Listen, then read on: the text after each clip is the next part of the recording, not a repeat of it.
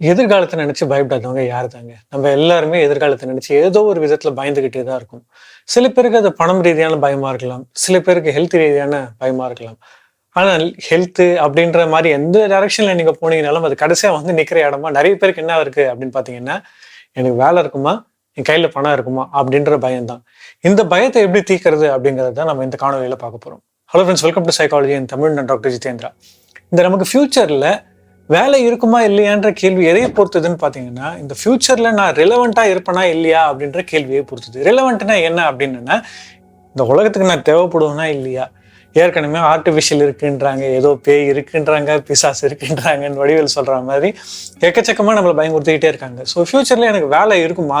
இந்த உலகத்துக்கு நான் தேவைப்படுவேன்னா, என்னால என்னையும் என்னோட குடும்பத்தையும் காப்பாத்திட முடியுமா? அப்படின்ற பயம் தான் நம்மளோட எல்லாருடைய மனசுக்குள்ளேயும் எப்பயாவது ஒரு வாட்டியாவது வந்துட்டு போயிடும். இதுல நம்ம புரிஞ்சுக்க வேண்டியது என்ன அப்படின்னா, இந்த வேலை இருக்குமா இல்லையா அப்படிங்கிறது எப்பயுமே பார்த்தீங்கன்னா அவுட்வர்ட் திங்கிங். இந்த உலகம் எப்படி இருக்குன்ற யோசனை. அதை நம்ம இன்டர்னலைஸ் பண்ணோம்னு வச்சுக்கோங்களேன், நான் இந்த உலகத்துக்கு எப்படி கான்ட்ரிபியூட் பண்ணலாம் அப்படின்ற கேள்வி தான் ரொம்ப ரொம்ப முக்கியமான கேள்வி அப்படின்னு நான் நினைக்கிறேன். இந்த வாழ்க்கையின் பயணத்துல நீங்க எங்க வேணா இன்னைக்கு இருக்கலாம். நீங்க இன்னைக்கு ஒரு 10 வருஷமா ஒரு கம்பெனியில வேலை செஞ்சுட்டு இருக்கலாம், இல்லை 5 வருஷமா வேலை செஞ்சுட்டு இருக்கலாம். ஆனால் நீங்க எந்த இடத்துல இருந்தீங்கனாலும் நம்மள ஒரு ஃப்ரெஷரா யோசிக்க வேண்டியது தான் அவசியமான விஷயம். ஸோ நீங்க இன்னைக்கு ஆரம்பிக்கிறீங்க அப்படின்னா நான் வச்சுப்போம். இன்னைக்கு தான் நீங்க காலேஜ் முடிச்சிருக்கீங்க, இல்லை ஸ்கூல் முடிச்சிருக்கீங்க, பாலிடெக்னிக் முடிச்சிருக்கீங்க, வெளில வந்திருக்கீங்க, வேலை தேடிட்டு இருக்கீங்க. வேலை கிடைக்குமா? ஃபியூச்சர்ல நான் வேலையில இருப்பேனா, எனக்கு வேலை இருக்குமா அப்படின்றது தான் உங்களோட கேள்வியா இருக்கு அப்படின்னு வச்சுப்போம். அதற்கு நம்ம எப்படி பிளான் பண்ணலாம் அப்படின்றது பார்ப்போம். இந்த உலகத்துக்கு குறைந்தபட்ச லெவல்ல நீங்க எப்படி கான்ட்ரிபியூட் பண்ண முடியும் அப்படின்றத யோசிச்சு பாருங்க. இதுதான் ரொம்ப அவசியமான முதல் கேள்வி. இந்த கான்ட்ரிபியூஷன் நம்ம யோசிக்கும் போது நம்ம மனசுல நிறைய கன்ஃபியூஷன்ஸ் வந்துட்டு போகும். என்னுடைய இண்டஸ்ட்ரி, அதாவது என்னால கான்ட்ரிபியூட் பண்ண முடியும், இந்த வேலையை என்னால் செய்ய முடியும்னு நினைக்கிற இண்டஸ்ட்ரி ஃபியூச்சர்ல இல்லவே இல்லைன்னா என்ன செய்யறது அப்படின்றது. ஒரு அளவுக்கு மேல நம்ம ஃபியூச்சருக்கு பத்தி பயப்படுறதா தவிர்க்கணும். இன்னைக்கு என்னால் இந்த தொழிலை செய்ய முடியுமா? ஏன்னா நம்ம இன்னைக்கு ஆரம்ப கட்டத்தில் இருக்கோம் அப்படின்றத வச்சுப்போம். இன்னைக்கு என்னால் இந்த தொழிலை செய்ய முடியுமா, இந்த வேலையை செய்ய முடியுமா, இன்னைக்கு என்னால் இந்த பணத்தை சேகரிக்க முடியுமான்றது யோசிக்கிறது அவசியமான விஷயம்.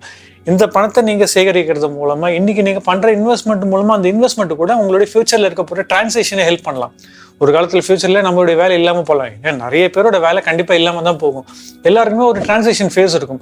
ஒரு 2 வருஷம் 3 வருஷம் பிரேக் எடுக்க வேண்டியதா இருக்கும், இல்லை ஏதோ ஒரு வேலையில இருக்க வேண்டியதா இருக்கும். அந்த மாதிரியான நேரத்துல உதவ போறது எதுவா இருக்கும்னு பாத்தீங்கன்னா கையில இருக்க போற பணமா இருக்கும்.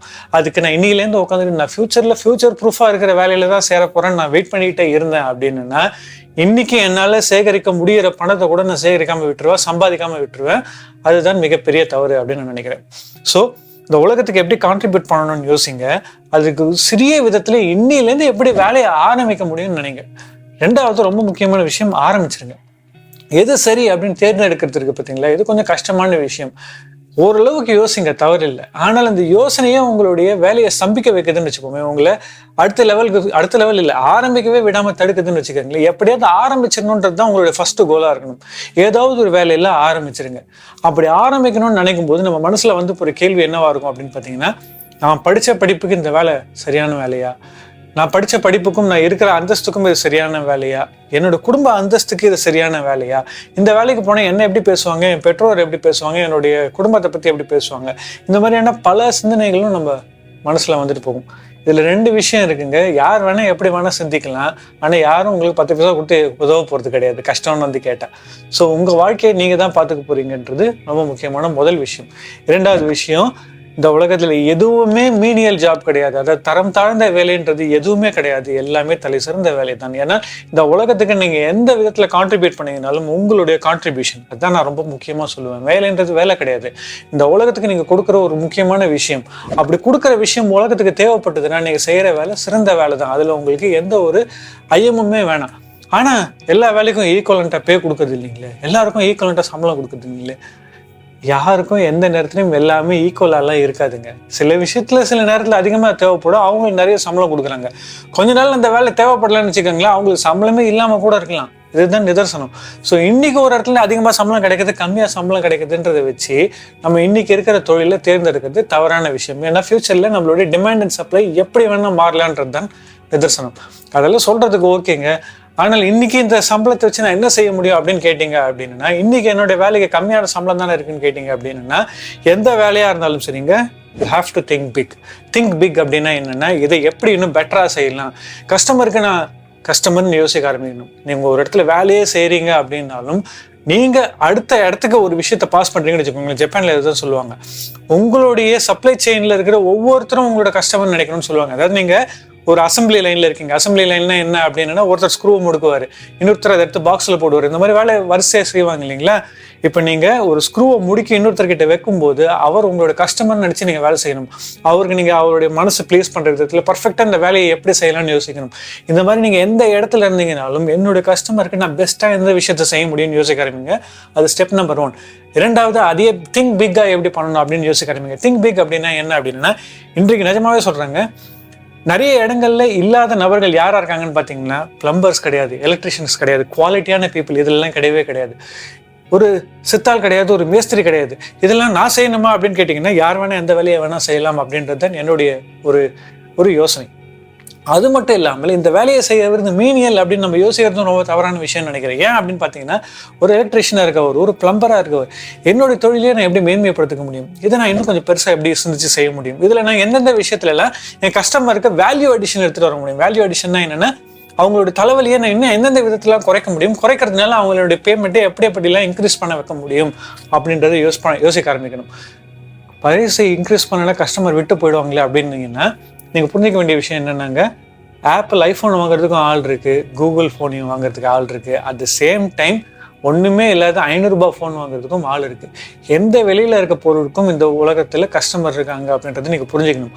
ஆனால் விலையை உயர்த்துவதுன்றது, விலை மட்டும் உயர்த்து தரம் உயரல அப்படின்னா அந்த பொருளுக்கு தேவை இருக்காது. அதே பொருள் மாதிரி தான் நீங்களும் ஒரு விலையை உயர்த்துறீங்கன்னா, அதுக்கு ஈக்குவலண்டான தரத்தையும் அதுக்கு ஈக்குவலண்டான தலைவலியையும் கம்மி பண்ணீங்கன்னா நீங்க இந்த உலகத்துல தேவைப்படுவீங்க. ஸோ விலை உயர்த்ததை பத்தி யோசிக்காதீங்க, திங்க் பிக். நீங்க எந்த இடத்துல இருந்தீங்க அப்படின்னாலும் அது இன்னும் பெருசா எப்படி செய்ய முடியும்னு யோசிக்க ஆரம்பிங்க. இப்போ நாங்கள் இந்த இடத்துக்கு வந்ததுக்கு அப்புறமா தான், அதாவது திங்க் பிக் யோசிக்கிறதுக்கு என்ன செஞ்சிருக்கணும், ஏதாவது ஒரு வேலை செஞ்சிருக்கணும், கொஞ்சம் நாளை செஞ்சிருக்கணும், கஸ்டமருக்கு என்ன தேவைன்றது புரிஞ்சுக்கணும். இப்போ உங்ககிட்ட இது இல்லை அப்படின்னு உங்களுக்கு தோண ஆரம்பிக்கும். சரி, இதெல்லாம் சின்ன வயசுலேயே கற்றுக்கிட்டு இருந்திருக்கணுமோ, இதெல்லாம் அப்பயே படிச்சிருக்கணுமோ அப்படின்னு தோண ஆரம்பிக்கும். எப்பயுமே லேட் இல்லைங்க, இன்னிலேருந்து உங்களை டெவலப் பண்ணிக்க ஆரம்பிங்க. ஏன்னா எந்த ஸ்கூலாலையும் உங்களை எந்த வேலைக்கும் ப்ரிப்பேர் பண்ண முடியாது. எந்த ஸ்கூல் எந்த காலேஜ்னாலையும் எந்த வேலைக்கும் உங்களை ப்ரிப்பேர் பண்ண முடியாது. ஏன்னா ஸ்கூல் வேற, காலேஜ் வேற, வேலை அப்படிங்கிறது வேற. ஸோ வேலைக்கு வந்ததுக்கு அப்புறமா இந்த விஷயத்தெல்லாம் படிச்சா நல்லா இருக்குன்னு தோணுதா, அது எந்தெந்த விதத்துல எல்லாம் குவாலிட்டியான இடத்துல போய் கத்துக்கலாம், அந்த விஷயத்தை நம்ம இம்ப்ரூவ் பண்ணிக்கலாம், நம்ம அடுத்த இடத்துக்கு எடுத்துட்டு போகலாம் அப்படின்றது யோசிச்சுக்கிட்டே இருங்க. லைஃப்ன்றது கண்டினியூஸ் டெவலப்மெண்ட்னு புரிஞ்சுக்கோங்க. அது நீங்க 30, 40, 50, 60 வயசுல இருந்தீங்களாலும் சரி, எப்போ இருந்தீங்கனாலும் லைஃப்ல நீங்க இன்னும் கொஞ்சம் இம்ப்ரூவ் பண்ணிக்கலான்றது தான் நிதர்சனம். உங்களை டெவலப் பண்ணிக்கிறதுக்கு தயாரா இருங்க. கடைசியா இதெல்லாமே சிந்தனை பேஸ்டா இருக்கு இல்லைங்களா? ரொம்ப முக்கியமான கடைசி ஸ்டெப் என்ன அப்படின்னு பார்த்தீங்கன்னா, செயலில் இறங்குறது. ஆனால் செயலில் நம்மளும் இறங்க விட மாட்டோம், மற்றவங்களையும் இறங்க விட மாட்டாங்க. ஸோ நான் என்ன சொல்லுவேன் அப்படின்னா, டெட்லைனை ஃபிக்ஸ் பண்ணி வேலை செய்ய ஆரம்பிங்க. பிளானிங்க்கு இத்தனை நாள், முதல் செயல் எவ்வளவு தவறாக இருந்தாலும் சரி, செய்ய வேண்டிய முதல் நாள் எது அப்படின்னு ஒரு தேதியை ஃபிக்ஸ் பண்ணிக்கோங்க. அந்த தேதியில் எக்ஸிக்யூட் பண்ணுங்க. அதுலேருந்து வர தவறை கற்றுக்கங்க. அந்த தவறை திருத்தத்துக்கு எந்த நாள்ன்றது குறியீடு செய்யுங்க. அன்னைக்கு அந்த வேலையை செஞ்சே ஆகணும். அது நீங்கள் பப்ளிக்லி அக்கௌண்டபிளாக வச்சுக்கோங்க. யாராவது உங்களை திட்டணும்னு வச்சுக்கோங்க, யாராவது உங்களுக்கு சொல்லணும் இது செஞ்சியான்னு கேட்கணும்னு வச்சுக்கோங்க. யாரும் கேட்க முடியலன்னா உங்கள் ஃபோனில் ரிமைண்டர் போட்டு வைங்க. எல்லாம் கத்தணும், உங்கள் ஃபோன் உங்களை பார்த்து கத்தணும், செஞ்சியா இந்த வேலையை செஞ்சியா அப்படின்னு. அப்படி கேட்டுக்கிட்டே இருந்ததுன்னா இந்த வேலையில் நீங்கள் இறங்குவீங்க. அப்படி இறங்கிட்டீங்க அப்படின்னா, இப்போ நான் சொன்ன இதே ஸ்டெப்ஸை நீங்கள் திருப்பியும் ஆரம்பத்துலேருந்து ஆரம்பிச்சிங்கன்னா, நீங்கள் இன்னைக்கு எந்த நிலையில் இருந்தீங்கனாலும் சரிங்க, ஒரு கான்ட்ரிபியூட்டரை இந்த உலகத்துக்கு நான் எப்படி என்ன கொடுக்க போகிறேன் அப்படின்றத நான் யோசிச்சிட்டேன் அப்படின்னா, இந்த உலகம் உங்களுக்கு கொடுக்கறதுக்கு என்றைக்குமே தயாராக இருக்கும். பயப்படாதீங்க. இந்த வீடியோ உங்களுக்கு யூஸ்ஃபுல்லாக இருந்திருக்கும்னு நினைக்கிறேன். அப்படி யூஸ்ஃபுல்லாக இருந்தால் லைக் பண்ணுங்கள், யாருக்கு யூஸ்ஃபுல்லாக இருக்குமோ உங்களுக்கு ஷேர் பண்ணுங்கள். சைக்காலஜி தமிழுக்கு சப்ஸ்கிரைப் பண்ணுங்கள். தேங்க்ஸ் ஃபார் வாட்சிங் this video and have a great time.